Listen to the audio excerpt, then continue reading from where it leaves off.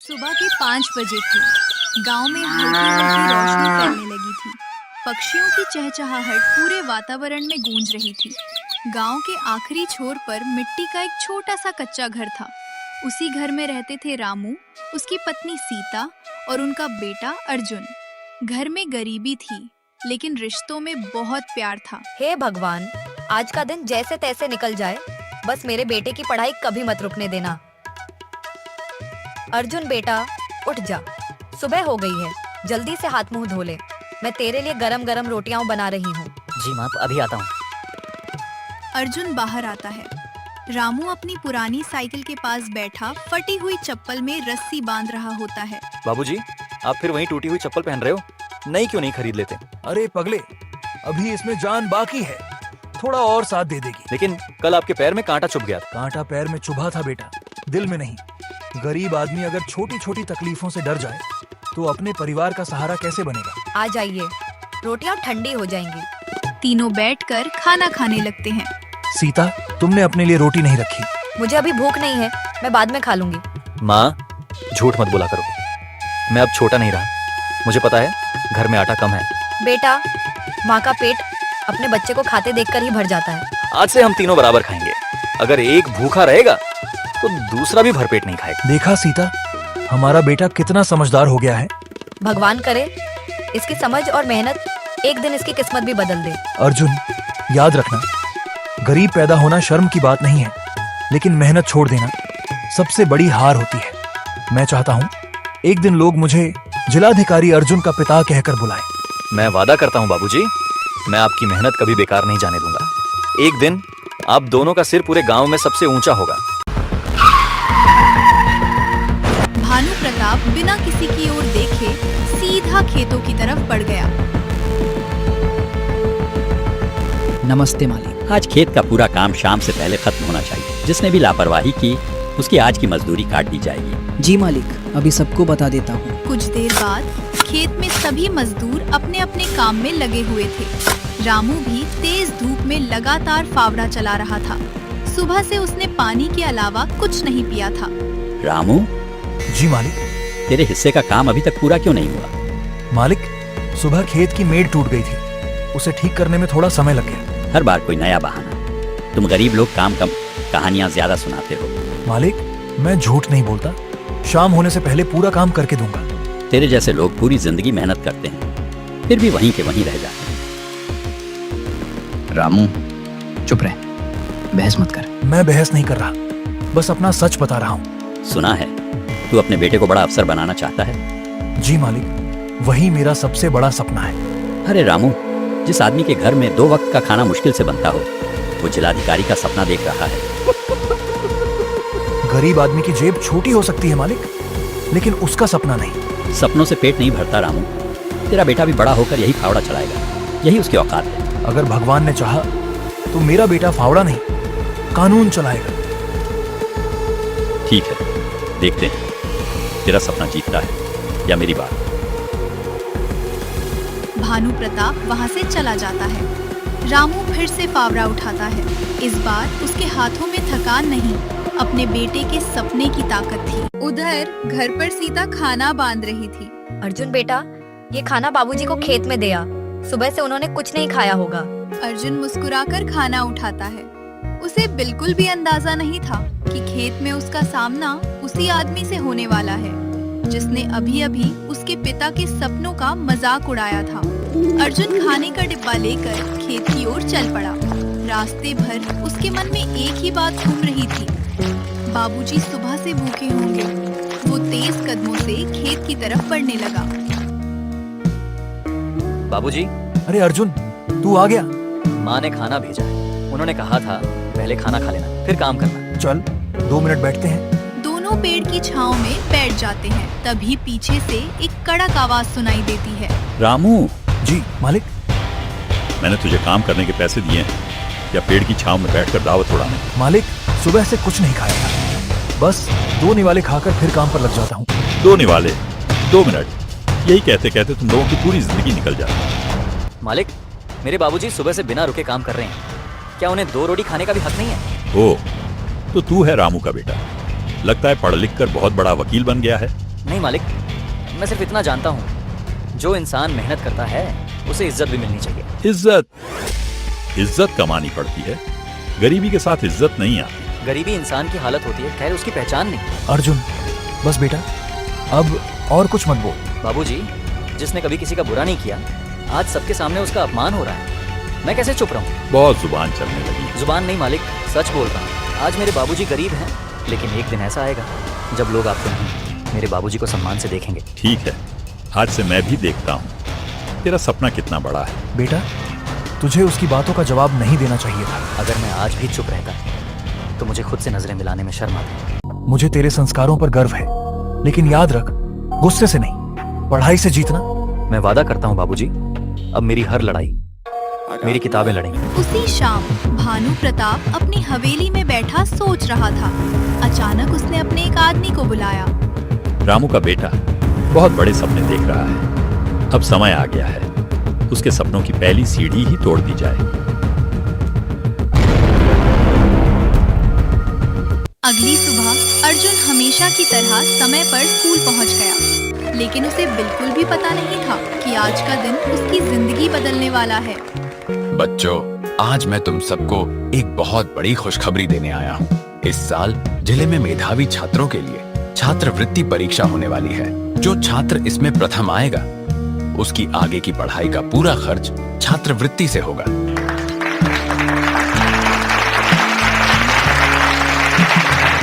Sir, क्या सच में गरीब बच्चे भी इसमें भाग ले सकते हैं? बिल्कुल अर्जुन, इस परीक्षा में गरीबी या अमीरी नहीं, सिर्फ मेहनत देखी जाएगी। सर, मैं ये परीक्षा जरूर दूंगा। मुझे भी यही उम्मीद थी। सर, मुख्याध्यापक जी ने कहा है कि परीक्षा में भाग लेने वाले बच्चों के नाम आज ही लिख लिए जाएं। ठीक है, जिसे भी परीक्षा देनी है वह एक एक करके अपना नाम लिखवा दे। अरे, तू भी परीक्षा देगा? हाँ, क्यों? क्योंकि ये परीक्षा तुम्हारे जैसे गरीबों के लिए नहीं है। पहले अपनी फटी हुई किताबें तो बदल ले। किताब नई हो या पुरानी, अगर पढ़ने वाला मेहनती हो तो वही सबसे बड़ी ताकत होती है। देख लेना, इस स्कूल में पहला नाम मेरा आएगा। पहला कौन आएगा ये परीक्षा बताएगी, घमंड नहीं। स्कूल में किसी की अमीरी या गरीबी नहीं देखी जाती, यहाँ सिर्फ मेहनत की कीमत होती है। अब दोनों अपने अपने नाम लिखवाओ। स्कूल की छुट्टी के बाद शर्मा सर ने अर्जुन को अपने पास बुलाया। अर्जुन, मुझे पता है तुम्हारे घर की हालत ठीक नहीं है, लेकिन अगर तुम मन लगाकर तैयारी करोगे तो ये छात्रवृत्ति तुम्हारी जिंदगी बदल सकती है। सर, मेरे बाबूजी का सपना है कि मैं बड़ा अफसर बनूं। मैं उनके सपने को कभी टूटने नहीं दूंगा। आज से तुम्हारी पढ़ाई की जिम्मेदारी मेरी भी है। स्कूल के बाद रोज 1 घंटा मेरे साथ पढ़ोगे। उसी समय स्कूल के बाहर खड़ा एक आदमी ये सारी बातें सुन रहा था। वो सीधा हवेली पहुंचा। मालिक, रामू का लड़का छात्रवृत्ति परीक्षा देने वाला है और शर्मा मास्टर खुद उसे पढ़ाने वाले हैं। अच्छा, तो अब खेल थोड़ा दिलचस्प होगा। अगर लड़का पढ़ ही नहीं पाएगा तो परीक्षा देगा कैसे? उसी शाम भानु प्रताप अपनी हवेली के आंगन में बैठा था। उसके सामने उसका बेटा विक्रम किताब खोलकर बैठा था, लेकिन उसका ध्यान पढ़ाई में बिल्कुल नहीं था। विक्रम, पढ़ाई कैसी चल रही है? बहुत अच्छी पिताजी, इस बार छात्रवृत्ति परीक्षा में पहला स्थान मेरा ही आएगा। याद रखना, तुझे सिर्फ परीक्षा नहीं जीतनी है, तुझे पूरे गांव को दिखाना है कि अमीरों के बच्चों से आगे कोई नहीं निकल सकता। हाँ पिताजी, और वो अर्जुन, वो तो मेरे आसपास भी नहीं टिक पाएगा। अगर फिर भी उसने कोशिश की तो कोशिश ही अधूरी रह जाएगी। मालिक, शर्मा मास्टर रोज स्कूल के बाद अर्जुन को अलग से पढ़ा रहे हैं। मतलब लड़का सच में मेहनत कर रहा है। गांव वाले भी कह रहे हैं कि अर्जुन पढ़ाई में बहुत तेज है। तेज दिमाग से ज्यादा जरूरी होता है घर का चूल्हा जलना। पिताजी, आप कहना क्या चाहते हैं? अगर रामू रोज देर रात तक काम करेगा तो अर्जुन को उसकी मदद करनी पड़ेगी, और जब लड़का पढ़ ही नहीं पाएगा तो परीक्षा क्या जीतेगा? वाह पिताजी, बिना कुछ किए ही उसका सपना टूट जाएगा। कल से रामू को 2 गुना काम दिया जाएगा, और अगर उसने मना किया तो उसकी मजदूरी बंद। अगली सुबह रामू हमेशा की तरह खेत पहुंचा। उसे बिल्कुल भी अंदाजा नहीं था कि आज उसकी जिंदगी और मुश्किल होने वाली है। रामू, आज से तुझे पहले से 2 गुना खेत संभालना होगा। 2 गुना? लेकिन मैं अकेला कैसे करूंगा? मालिक का आदेश है, अगर काम पूरा नहीं हुआ तो आज की मजदूरी नहीं मिलेगी। रामू कुछ पल चुप रहता है। उसे अपने घर की याद आती है, सीता, अर्जुन और उनकी उम्मीदें। ठीक है, मैं कोशिश करूंगा। स्कूल में शर्मा सर अर्जुन का इंतजार कर रहे थे, लेकिन आज पहली बार अर्जुन पढ़ने नहीं पहुंचा। शर्मा सर घड़ी की ओर देखते हैं और धीरे से कहते हैं, अर्जुन कभी देर नहीं करता, आखिर बात क्या है? सुबह से दोपहर हो गई थी। स्कूल में बच्चे पढ़ाई में लगे थे, लेकिन अर्जुन आज क्लास में नहीं था। शर्मा सर बार बार दरवाजे की तरफ देख रहे थे। ये अर्जुन आज आया क्यों नहीं? वो तो कभी बिना बताए स्कूल नहीं छोड़ता। अगर मैं देर से पहुंचा तो बाबूजी और थक जाएंगे।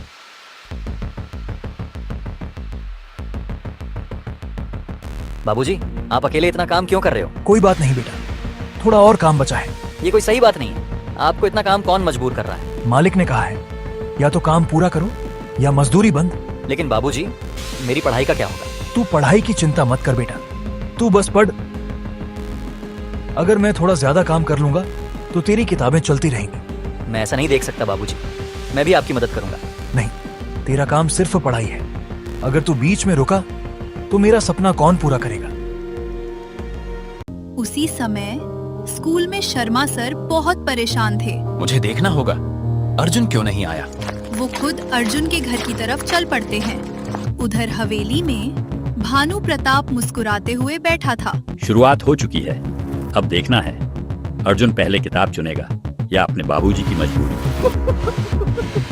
शर्मा सर सीधे अर्जुन के घर पहुंचे। अंदर सिर्फ सीता बैठी थी। उसके चेहरे पर चिंता साफ दिखाई दे रही थी। नमस्ते बहन जी, अर्जुन आज स्कूल नहीं आया, सब ठीक तो है? नमस्ते मास्टर जी। क्या बताऊं, आज मालिक ने उसके बाबूजी को 2 गुना काम दे दिया। अर्जुन सुबह से उन्हीं के पास गया है। 2 गुना काम? अचानक क्यों? कारण तो नहीं पता, लेकिन जब से अर्जुन ने छात्रवृत्ति परीक्षा का नाम लिखा है, तब से मुसीबतें बढ़ती ही जा रही हैं। शर्मा सर कुछ पल चुप हो जाते हैं। उन्हें सब समझ में आने लगता है। अगर किसी बच्चे की पढ़ाई रोकने की कोशिश की जा रही है, तो ये सिर्फ उस बच्चे के साथ नहीं, पूरे समाज के साथ अन्याय है। उसी समय अर्जुन और रामू खेत से घर लौटते हैं। रामू थकान से मुश्किल से चल पा रहा था। अरे सर, आप यहाँ? हाँ अर्जुन, आज तुम स्कूल नहीं आए तो मुझे चिंता हो गई। मास्टर जी, माफ कर दीजिए, आज मजबूरी थी। रामू, सच सच बताओ, क्या ये सब छात्रवृत्ति परीक्षा की वजह से हो रहा है? मालिक चाहते हैं अर्जुन पढ़ ही न पाए, ताकि वो परीक्षा में पीछे रह जाए। जब तक मैं जिंदा हूँ, कोई भी अर्जुन की पढ़ाई नहीं रोक सकता। लेकिन सर, अब मेरे पास पढ़ने का समय ही नहीं बचता। तो फिर हम समय बदल देंगे। कल से तुम सुबह सूरज निकलने से पहले मेरे घर आओगे। मैं खुद तुम्हें पढ़ाऊंगा। सर, मैं आपका ये एहसान कभी नहीं भूलूंगा। ये एहसान नहीं है अर्जुन, ये एक शिक्षक का कर्तव्य है। मुझे तुम्हारी मेहनत पर भरोसा है। मास्टर जी, मेरे पास आपको देने के लिए कुछ भी नहीं है। मुझे कुछ नहीं चाहिए। जिस दिन अर्जुन अपने पैरों पर खड़ा हो जाएगा, वही मेरे लिए सबसे बड़ा पुरस्कार होगा। उधर हवेली में भानु प्रताप को खबर मिलती मालिक, है। शर्मा मास्टर अब रोज अपने घर पर अर्जुन को पढ़ाएंगे। तो मास्टर भी बीच में आ गया। ठीक है, अब अगली चाल ऐसी चलूंगा कि ना मास्टर कुछ कर पाएगा और ना अर्जुन परीक्षा दे पाएगा।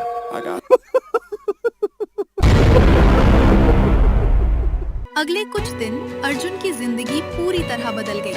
सुबह सूरज निकलने से पहले वो शर्मा सर के घर पढ़ने जाता, दिन में स्कूल और शाम को अपने बाबूजी की मदद। दूसरी तरफ रामू देर रात तक खेत में काम करता। उसकी आंखों में नींद नहीं, बस बेटे का सपना था। इतनी देर? आपकी तबीयत तो ठीक है ना? बस थोड़ा शरीर थक गया है, आराम कर लूंगा तो ठीक हो जाएगा। बाबूजी, चलिए डॉक्टर के पास चलते हैं। डॉक्टर बाद में, पहले तू ये बता, आज शर्मा सर ने क्या पढ़ाया? बाबूजी, आपको अपनी नहीं, मेरी पढ़ाई की चिंता है। मुझे अपनी जिंदगी से ज्यादा तेरे भविष्य की चिंता है बेटा। कब तक अपने दर्द को छिपाते रहोगे? एक दिन ये शरीर जवाब दे देगा। अगर मेरा शरीर टूट भी गया, लेकिन अर्जुन का सपना बन गया, तो मुझे कोई पछतावा नहीं होगा। नहीं बाबूजी, मैं आपके बिना कोई सपना पूरा नहीं करना चाहता। एक बात याद रखना, मंजिल तक वही पहुंचते हैं जो रास्ते की तकलीफों से हार नहीं मानते। अगली सुबह परीक्षा फीस जमा करने का आखिरी दिन था। अर्जुन चुपचाप बैठा था। बाबूजी, फीस जमा करने के पैसे। ले बेटा, आज ही जमा कर देना। लेकिन ये पैसे आए कहां से? तू बस फीस भर दे। आपने अपनी शादी की आखिरी अंगूठी भी बेच दी ना। अंगूठी फिर आ जाएगी, लेकिन अगर बेटे का सपना टूट गया तो वो कभी वापस नहीं आएगा। उसी समय भानु प्रताप को पता चलता है कि अर्जुन ने परीक्षा की फीस जमा कर दी है। तो अभी भी हार नहीं मानी। ठीक है अर्जुन, अब वार सीधे परीक्षा वाले दिन होगा। आखिरकार वो दिन आ गया जिसका अर्जुन कई महीनों से इंतजार कर रहा था। आज छात्रवृत्ति परीक्षा थी। पूरे घर में सन्नाटा था, लेकिन उस सन्नाटे के पीछे उम्मीदों की आवाज साफ सुनाई दे रही थी। रुको बेटा, सीता अर्जुन के माथे पर तिलक लगाती है। भगवान तुम्हें हमेशा सच्चाई के रास्ते पर चलाए। आज सिर्फ परीक्षा मत देना, आज अपने सपनों के लिए लड़ना। मैं वादा करता हूँ, आज आपकी मेहनत हारने नहीं दूंगा।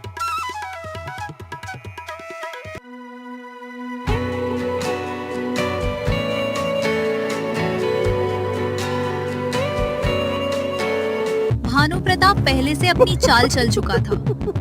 आज अर्जुन समय पर परीक्षा केंद्र नहीं पहुंचेगा। रास्ते में अर्जुन की पुरानी साइकिल का टायर अचानक पंचर हो जाता है। अब मैं क्या करूँ? धूप तेज थी, रास्ता लंबा था, लेकिन अर्जुन के कदम नहीं रुके। उसी समय सामने से शर्मा सर अपनी मोटरसाइकिल पर आते हैं। अर्जुन, तू दौड़ क्यों रहा है? सर, साइकिल पंचर हो गई। अगर देर हो गई तो? जब तक मैं हूँ तुझे कोई देर नहीं करा सकता। जल्दी बैठ। दूर खड़ा भानु प्रताप ये सब देख हर रहा बार ये मास्टर बीच में आ जाता अर्जुन है। समय रहते परीक्षा केंद्र पहुंच जाता है। डरना मत, जितनी मेहनत की है उतना लिखना। धन्यवाद सर, आप नहीं होते तो मैं आज परीक्षा ही नहीं दे पाता। 3 घंटे बाद परीक्षा खत्म हो जाती है। अर्जुन बाहर निकलता है। दूर खड़ा भानु प्रताप उसे देखता है और धीमे से मुस्कुराता है। परीक्षा देना और जीतना दो अलग बातें हैं अर्जुन। अब असली खेल रिजल्ट वाले दिन होगा। परीक्षा हुए पूरे 1 महीना बीत चुका था। आज छात्रवृत्ति परीक्षा का परिणाम आने वाला था। सुबह से ही पूरे स्कूल में उत्साह का माहौल था। हर किसी की नजर मुख्याध्यापक के हाथ में पकड़ी हुई परिणाम सूची पर थी। प्यारे बच्चों, जिस पल का तुम सब इंतजार कर रहे, आज वो पल आ चुका है। पिताजी ने कहा था इस बार पहला स्थान मेरा ही होगा। हे भगवान, मेरी नहीं, मेरे बाबूजी की मेहनत की लाज रखना। इस वर्ष छात्रवृत्ति परीक्षा में प्रथम स्थान प्राप्त किया है अर्जुन ने।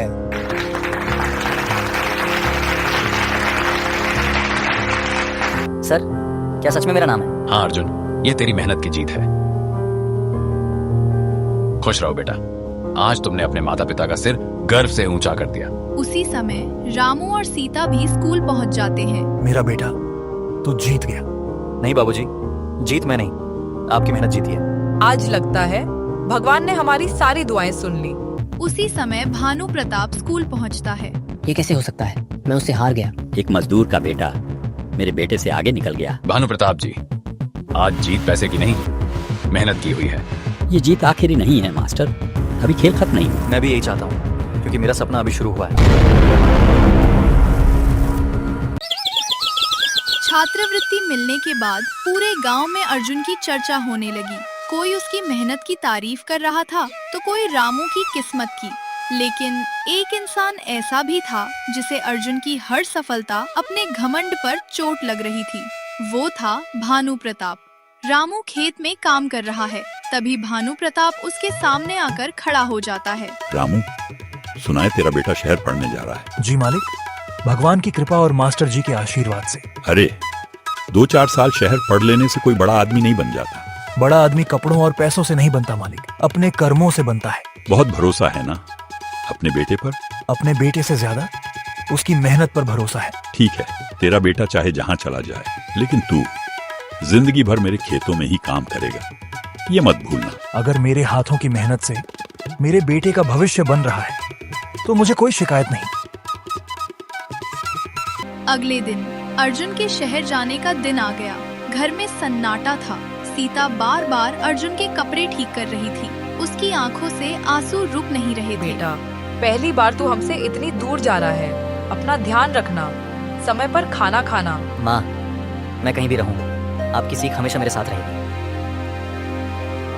बेटा, मेरे पास तुझे देने के लिए ज्यादा कुछ नहीं है, बस ये बैग है, इसी में अपने सपने लेकर जाना। बाबूजी, मैं खाली हाथ वापस नहीं आऊंगा। जिस दिन लौटूंगा उस दिन आपको किसी के खेत में काम नहीं करना पड़ेगा।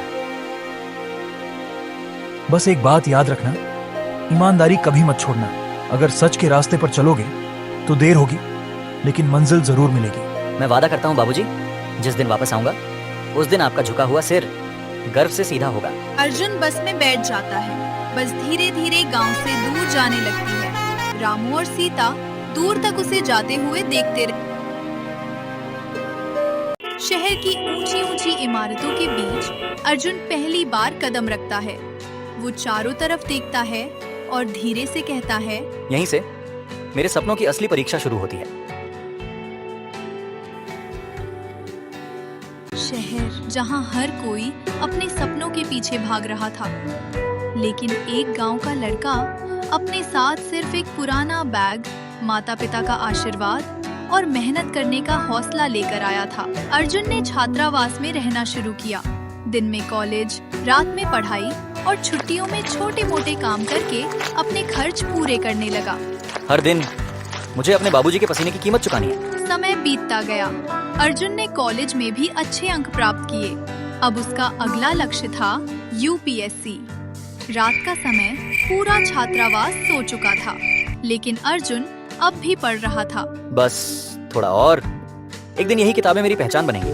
कई साल की मेहनत के बाद अर्जुन ने पहली बार यूपीएससी की परीक्षा दी। उम्मीदें बहुत थीं, लेकिन रिजल्ट उसके मन के मुताबिक नहीं आया। मैं बाबूजी से किया हुआ वादा कैसे निभाऊंगा?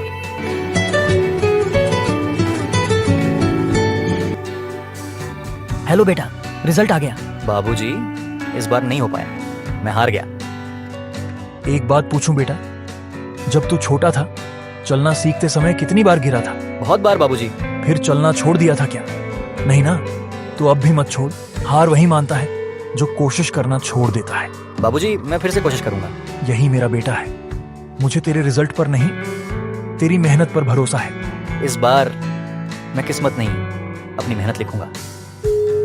फोन कटने के बाद अर्जुन अपने आंसू पोंछता है। वो फिर से किताब खोलता है।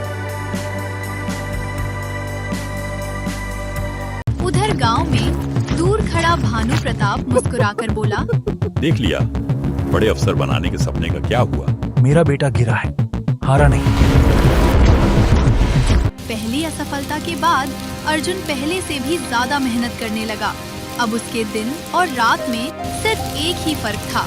दिन में सूरज दिखाई देता था और रात में किताबें। उसकी आंखों के नीचे काले घेरे आ चुके थे, लेकिन उसके हौसले पहले से ज्यादा मजबूत हो चुके थे।